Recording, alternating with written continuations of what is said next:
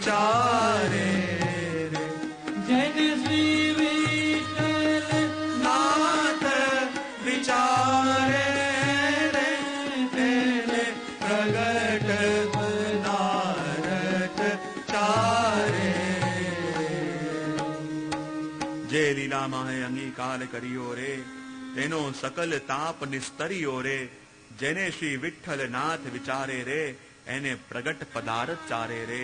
ये चारों तत्वों की प्राप्ति गुसाई जी कृपा करके करावें। चार तत्व कौन से?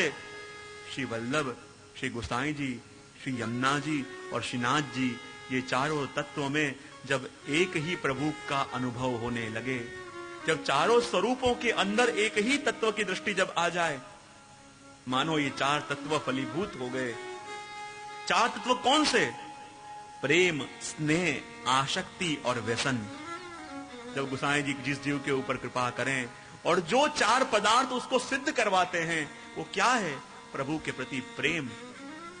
प्रेम बढ़ता बढ़ता आसक्ति में परिणमित हो जाए, उसके बाद व्यसन दशा आ जाए। प्रेम, स्नेह, आसक्ति और व्यसन दशा, ऐसी दशा आ जाए कि उनके बगैर जीना असंभव सा लगने लगे। तब मानो इस जीव के ऊपर श्री गोसाई जी की कृपा हुई है, और कृपा हुई है तब जाके भगवत लीला का ये अधिकारी हुआ है, और भगवत लीला का अधिकारी हुआ उसी का ये लक्षण है। ये चार वस्तु फलित हो गई। कौन सी चार वस्तु फलित होगी? दीनता, समर्पित वस्तु लेने का आग्रह, दृढ़ आसक्ति और आत्मनिवेदन की भावना। जब श्री गोसाई जी ने जीव का हाथ पकड़ा और हाथ पकड़ के संसार रूपी कीचड़ से खींच लिया, उसकी सहज आसक्ति क्या होगी? उसका हृदय धीरे धीरे दैन्य होने लगेगा।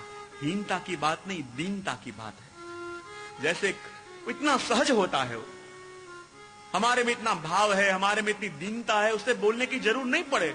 जब वो बोल रहा हो, उसकी वाणी में इतनी कोमलता, इसकी विनम्रता, उसके नेत्रों में इतनी सौम्यता, उससे उसकी दीनता का पता चले। जैसे वृक्षों के ऊपर फल लग गए हों और सहज रूप से वृक्ष झुकते हैं, उनका झुकना भी बड़ा वास्तविक होता है, बड़ा सहज होता है। ऐसे ही जिस जीव को प्रभु की लीला में स्वीकार किया, उसके अंदर भी ऐसी सहज दीनता आने लगती है। समर्पित, प्रभु के संबंधित जो भी वस्तु नहीं है, वो अनायास उससे छूटने लगती है। प्रभु की समर्पित की हुई वस्तु से ही वो निर्वाह करता है, ऐसी उसकी टेक हो जाती है, और प्रभु उसकी टेक पूरी हो सके ऐसी व्यवस्था भी कर देते हैं। कई लोग कहते हैं इस जमाने में क्या हो सकता है, थोड़े रह सकते हैं, पर कई लोग ऐसे हैं, यहां भी विदेश में भी, जिसको करना है उसके पास कोई एक्सक्यूज नहीं है, और जिसको नहीं करना उसके पास 1 लाख बहाने मिल जाएंगे। जीवन में 2 ही सत्य होते हैं, या करने की इच्छा है या करने की इच्छा नहीं है। ये 2 सत्य जीवन में हैं। बाकी सब बीच की जो वस्तुएं हैं वो सिर्फ गोल गोल घोटाला है और कुछ नहीं। या करना चाहते हो या नहीं करना चाहते। अभी थोड़ा समय की प्रतीक्षा कर रहे हैं, थोड़ा समय अनुकूल होगा, थोड़ा अनुकूल समय आएगा, ये सब बहानेबाजी है। ये सब अपने आप को सांत्वना देने की बात है, क्योंकि आत्मा डंगती है, गलत काम हो रहा है तो आत्मा जानती गलत काम हो रहा है, लेकिन अपने आप को सांत्वना देने के लिए ये समय कैसे हो सकता है, आजकल ऐसे करें तो जिया नहीं जाए, व्यवहार कैसे चले, ये अपने आप को आश्वासन, अपने आप को सांत्वना देने की बात बहानेबाजी है। इसलिए कहा कि जब सहज रूप से समर्पित का आग्रह हो जाए और आत्मनिवेदन, उसका सहज मन, उसकी सहज आसक्ति प्रभु के चरणों में हो जाए, तो मानो श्री गोसाई जी प्रभु चरण ने उसका हाथ पकड़ के इस कीचड़ से खींच लिया है और अपने पक्ष में लिया है। एक पक्ष में जगत है, एक पक्ष में आप खड़े हैं, और उन सभी समूह के बीच में से उसका हाथ पकड़ के अपने पक्ष में लेके आ गए। उसका ये लक्षण है कि 4 वस्तु उसके जीवन में सहज फलित होने लगी, और जब ये 4 वस्तु फलित होने लगे तब मानो श्री गोसाई जी ने हाथ पकड़ के उस भगवत लीला का सुख देने के लिए, उस भगवत लीला का पान कराने के लिए ये अनुग्रह अपने ऊपर किया। और लीला क्या होती है? बिना प्रयास जो प्रभु करें वो लीला।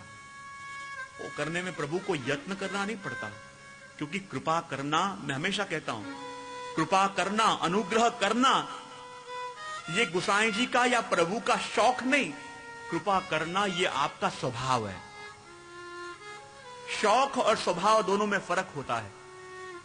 कभी कभी करने की इच्छा हो जाए और करे, वो शौक, और इच्छा न हो फिर भी कर बैठे, वो स्वभाव। क्रोध नहीं करना चाहते थे लेकिन हो गया, बोलना नहीं चाहते थे, बोला गया, ये काम करना नहीं चाहते थे, कर बैठे, वहां जाना नहीं चाहते थे, जा पहुंचे। ये क्या होता है? करने की इच्छा न हो फिर भी कर बैठे, क्योंकि वो अपना स्वभाव है। तो प्रभु का स्वभाव क्या है? कृपा करना, निज जनों के ऊपर कृपा दृष्टि करके भगवत लीला की प्राप्ति करना। ये प्रभु का शौक नहीं, ये प्रभु का स्वभाव है। और स्वभाव का मतलब क्या?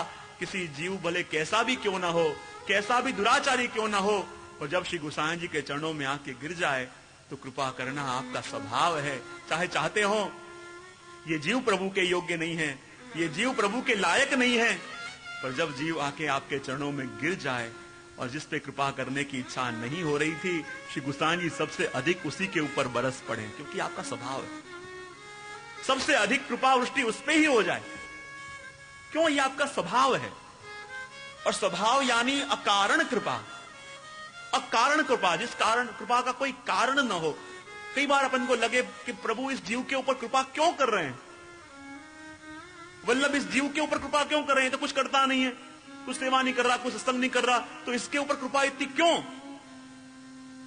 उसका कारण ढूंढने का प्रयत्न करना भी नहीं चाहिए, क्योंकि आपकी कृपा का कोई कारण नहीं है, आपकी कृपा ही अकारण है। उनकी कृपा को कोई कारण का भरोसा नहीं चाहिए, उनकी कृपा को कोई कारण का आधार भी नहीं चाहिए, क्योंकि कृपा ही अकारण है। उसमें अपने मापदंड नहीं चलते कि ये जीव तो कुछ करता नहीं है, इसको प्रभु इतना सुख दे रहे हैं, ये जीव तो कभी लाल प्रभु को नहीं लड़ाता, कोई भगवत नाम नहीं ले रहा, तो इसके ऊपर प्रभु की इतनी कृपा क्यों? व्यवहार में कारण जाना जाए, कृपा का कोई कारण नहीं होता। इससे अच्छा व्यवहार, इससे बुरा व्यवहार, जब व्यवहार की बात आवे तो निश्चित अपन कारण का विचार करें, पर जब कृपा की बात आवे तो कृपा में अपने मापदंड नहीं चलते, क्योंकि कृपा वही है जो अकारण है, जिसके पीछे कोई कारण नहीं है। प्रभु क्यों अनुग्रह कर रहे हैं? प्रभु इतने इस जीव के ऊपर क्यों प्रेम दे रहे हैं? प्रभु इस जीव के ऊपर इतनी कृपा क्यों लुटा रहे हैं?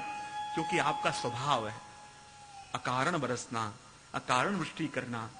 बस जो जीव आपकी शरण में आ गया है, जो जीव आपके चरणों में आके बैठ गया है, श्री गोसाई जी का स्वभाव है उसको उतारना। इसलिए तो हमारे भगवती जन भी कहते हैं, श्री गोसाई जी के स्वभाव की बात, कैसे स्वभाव गोसाई जी का है? कहते हैं शरण आए सोए तारे, जे जन शरण आए सोए तारे। ये हमारे गोसाई जी का स्वभाव है। अग्नि यहां प्रगति हुई हो, अपन दूर खड़े खड़े तमाशा देख रहे हो, ठंड लग रही हो, विचार करें अग्नि को देख तो रहे हैं, फिर भी ठंड दूर क्यों नहीं हो रही? ठंड दूर करनी है तो अग्नि के पास आना पड़ेगा, क्योंकि अग्नि तो हर एक के लिए समान रूप से प्रकट रही है। अग्नि तो हर एक के लिए समान रूप से प्रस्तुत है, हाजिर है। अब महत्व इस बात का है कि उस अग्नि के कितने पास अपन गए हुए हैं। अग्नि को देख सब लोग रहे हैं, पर शीतलता उसकी उड़ेगी, ठंड उसकी उड़ेगी कि जो अग्नि के पास तक पहुंचा है। तो वैसे ही श्री गोसाई जी तो हर एक के ऊपर बरसने को तैयार हैं, और जो जीव आपकी शरण में जाते हैं, जो जीव आपके चरणों को पकड़ के बैठते हैं, उनको आपकी विशेष कृपा का अनुभव होता है। इसलिए तो हमारे भगवती जन गाते हैं, शरण आए